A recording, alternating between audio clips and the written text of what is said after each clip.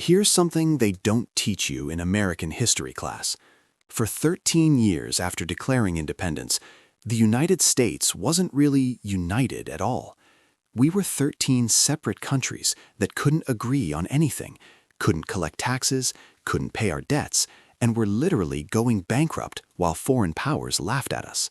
George Washington, the hero who won the Revolutionary War, was sitting in retirement, watching the entire American experiment crumble, calling it the Disunited States, saying we were becoming contemptible in the eyes of Europe.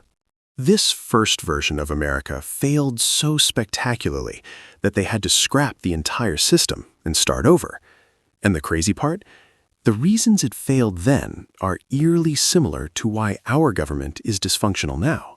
Today, I'm going to show you why America 1.0 crashed and burned, what they built to replace it, and why understanding this history explains almost everything broken about modern American government, from why Congress can't pass a budget to why we don't actually vote for our president.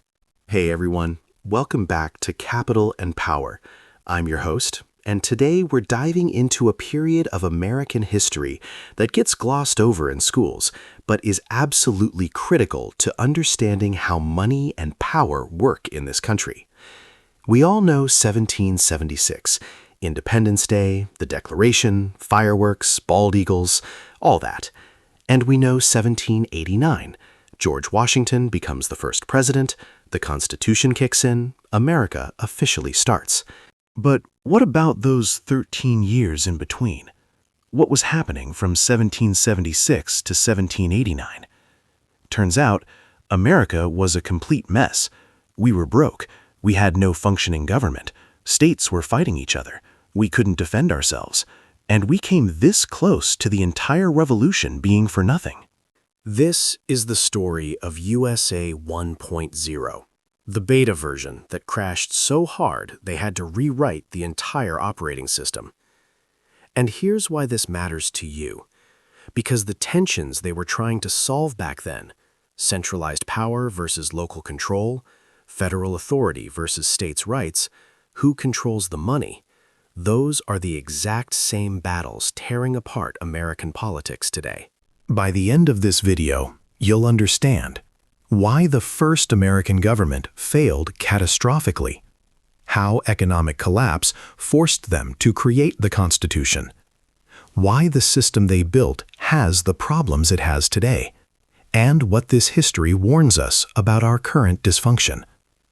If you want content that connects history to modern finance and power, hit that subscribe button. We don't do boring textbook history. We do history that explains why your government doesn't work. All right, let's dive in. The lowercase u that explains everything. Okay, so let's start with something most people have never noticed. Pull up an image of the Declaration of Independence. Look at the title, The Unanimous Declaration of the 13 United States of America. See it? United with a lowercase u. Not United States like we think of it today. Just United States, lowercase, like a description, not a name. That's not a typo. That's intentional. Because in 1776, United States wasn't a country. It was 13 separate colonies agreeing to break away from Britain together. They were united in this one act, but they were not one country. The Declaration itself makes this crystal clear. It says these colonies are now free and independent states, plural, states, each one sovereign, each one its own thing. Think of it like 13 separate countries forming a temporary alliance to fight a common enemy, like NATO or the EU, but way weaker. Why they wanted it this way? Remember, these people just fought a war against a powerful, centralized, faraway government that was taxing them without representation. They were not about to recreate that. They wanted government to be as local, as fractured, as decentralized as possible. They were terrified of centralized power. So after declaring independence, they created something called the Articles of Confederation. And the key word is confederation, not a country, a loose alliance. In their words, a firm league of friendship. A firm league of friendship? That's the most lukewarm governmental structure you could possibly imagine. What the Articles actually did. Spoiler, not much. Under the Articles of Confederation, each state was its own sovereign nation. There was a Congress, but it had almost zero power. Congress couldn't force anyone to do anything. It couldn't collect taxes. It couldn't regulate commerce. It couldn't enforce laws. Every state got one vote, regardless of size. To change anything required unanimous agreement from all 13 states. This wasn't a government. This was a suggestion box. And for a while, people were okay with this. They'd just won a war. They were excited. Independence, freedom. Let's all go do our own thing. But reality hit fast. And it hit hard. So it's the mid-1780s. The war is over. The British are defeated. Kind of. We'll get to that. And America is falling apart. Here's what's happening. Problem number 1. Trade wars between states. States are treating each other like foreign countries. They're putting tariffs on each other's goods. New York is taxing goods from Connecticut. Virginia and Maryland are fighting over who controls the Potomac River. Imagine if California started charging Texas a fee to ship goods through its ports. That's what was happening. Problem number 2. 13 different currencies. Every state is printing its own money. And guess what? Nobody trusts each other's money. A dollar from Rhode Island isn't worth the same as a dollar from Pennsylvania. This makes trade impossible. It's economic chaos. Problem number 3. States refusing to pay federal debts. The weak Congress is drowning in war debt. They borrowed money from France, Spain, and private creditors to fight the Revolutionary War. Now those debts are due. Congress goes to the states. Hey, we need money to pay back these loans. States respond. Nah, we're good. Congress has no power to collect taxes. They can only beg, and the states aren't paying. So America, freshly independent, supposedly a rising power, is defaulting on its debts. Our credit rating is in the toilet. Problem number 4. No military defense. Remember those American merchant ships getting attacked by North African pirates? Yeah, Congress can't do anything about it. We don't have a navy. We disbanded the army after the war because nobody wanted to pay for it. So American ships are getting captured, sailors are being enslaved, and there's nothing we can do about it. Oh, and by the way, the British military is still occupying American forts. Fort Detroit, Fort Niagara, they're still there. The treaty says they're supposed to leave, but they're like, make us. And we can't, because we have no army. The psychology of failure. George Washington is watching all of this from his retirement home in Virginia, and he's pissed. He's writing letters to his friends, calling it the Disunited States. He says America is fast verging on anarchy and confusion. He's worried that unless things change, America will molder into dust and become contemptible in the eyes of Europe. The hero of the Revolutionary War is sitting there watching the entire revolution fail. And he's not alone. A young political theory nerd named James Madison is also watching, taking notes, studying every failed democracy in history, trying to figure out what went wrong. Then in 1786, things get really bad. Massachusetts needs to pay its war debts, so it starts taxing its farmers heavily. These are the same farmers who just fought a war about taxes, and now their own government is taxing them so hard that they're losing their farms. So they revolt. Led by a guy named Daniel Shays, hundreds of armed farmers march on courthouses and government buildings, shutting them down by force. The state government is like, we need the federal army to put down this rebellion. But there is no federal army, because Congress has no money, because the states won't pay taxes. So Massachusetts has to raise its own militia to fight its own citizens. And everyone's watching this thinking, this is what we fought for? A government so weak it can't even defend itself from its own people? The failed conference. James Madison decides enough is enough. He convinces Virginia to call a conference of all 13 states to discuss fixing the system. They set a date. They pick a location, Annapolis, Maryland. They send out invitations. And when the day comes, only 5 states show up. 5 out of 13. It's a complete disaster. But there's one guy who shows up who's ready to fight. Alexander Hamilton. Hamilton was George Washington's assistant during the war. He's young, ambitious, and he's had enough of this dysfunctional mess. He and Madison bond over their shared frustration, and Hamilton says, let's try again. One more conference, and this time we'll get it right. The Secret Constitution. Summer of 1787, 55 delegates from 12 states, Rhode Island boycotts, gather in Philadelphia. It's brutally hot. They close the windows and lock the doors so nobody can hear what they're discussing. For 3 months, they debate in secret. And what emerges is not a revision of the Articles of Confederation. It's a completely new system, a new government, a new constitution. James Madison comes in with a plan. He's studied every democracy in history, ancient Greece, Rome, Renaissance Italy, failed republics everywhere, and he thinks he knows how to build one that works. His key insight? The problem with the Articles wasn't too much centralized power, it was too little. You need a strong central government, but you need to design it so carefully that it can't become tyrannical. The battles inside the room. The debates were brutal. Big states versus small states. Should representation be based on population, favoring big states like Virginia, or equal, favoring small states like Rhode Island? Compromise. Create 2 houses of Congress, one based on population, House of Representatives, one with equal representation, Senate. Slavery. Should slaves be counted in population for representation? Should Congress conceive of banning the slave trade? The compromise, slaves count as 3/5 of a person for representation purposes, yes, seriously, and Congress can't ban the slave trade for 20 years. How much democracy? Should people vote directly for leaders, or should there be buffers to protect against mob rule? The solution: limited democracy.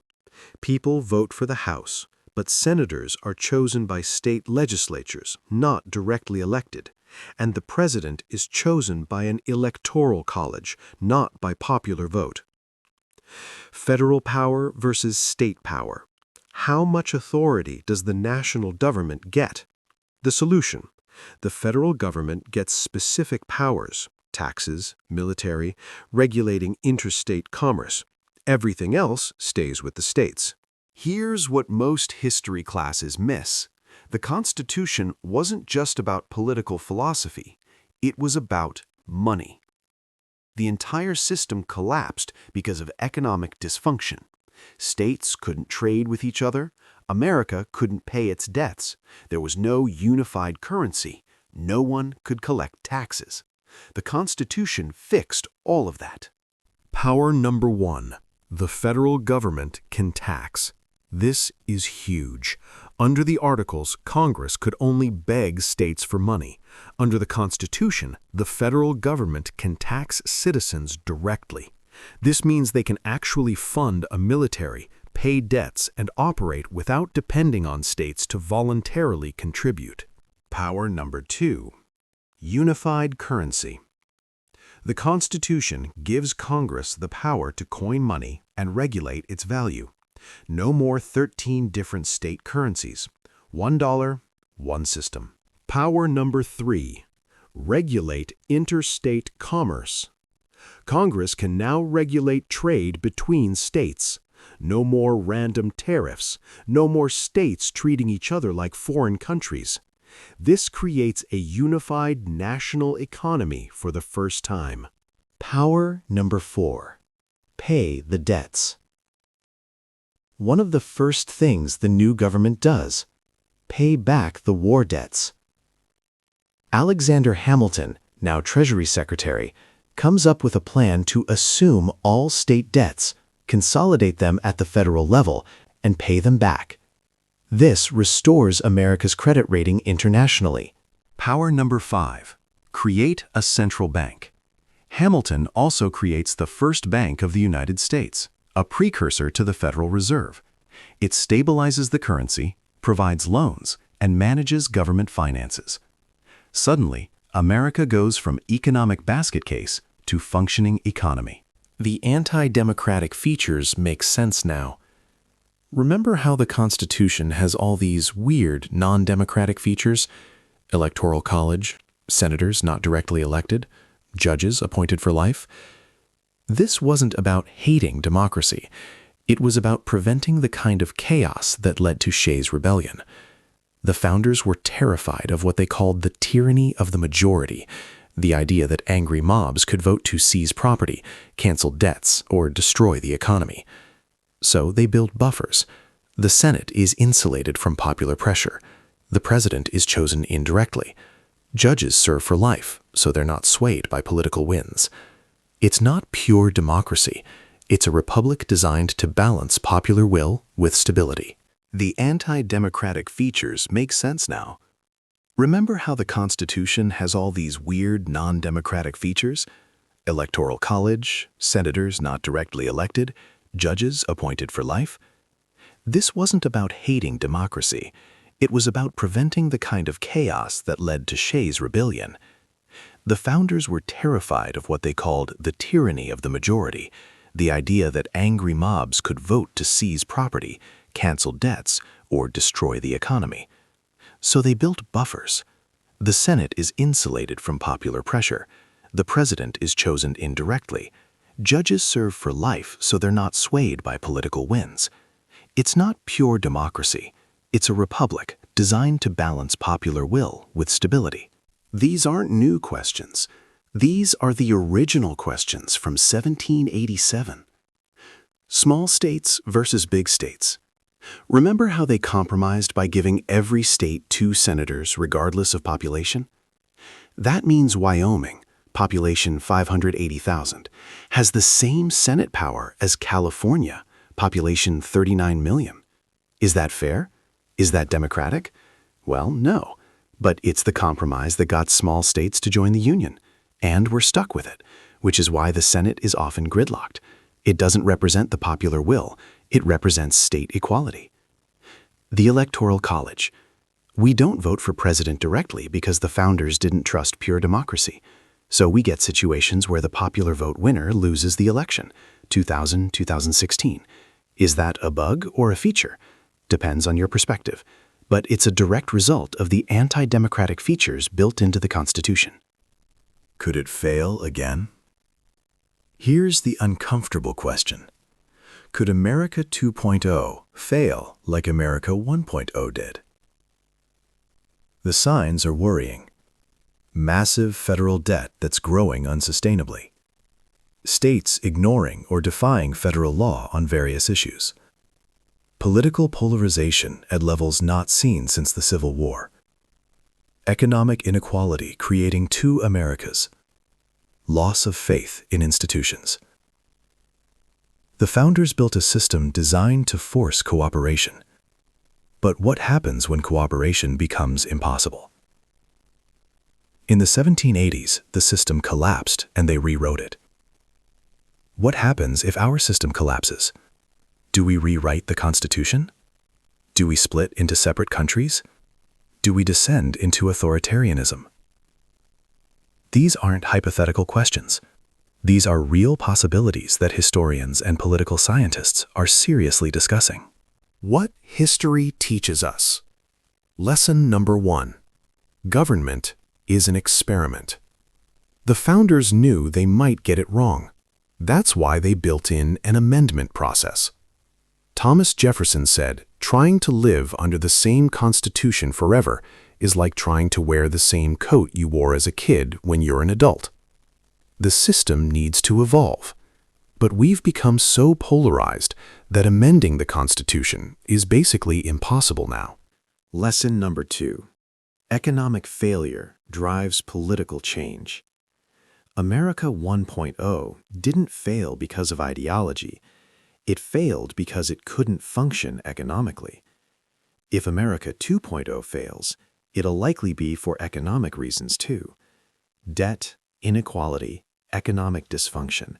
These are the real threats, not political disagreements. Lesson number 3. Sometimes you have to scrap the system and start over.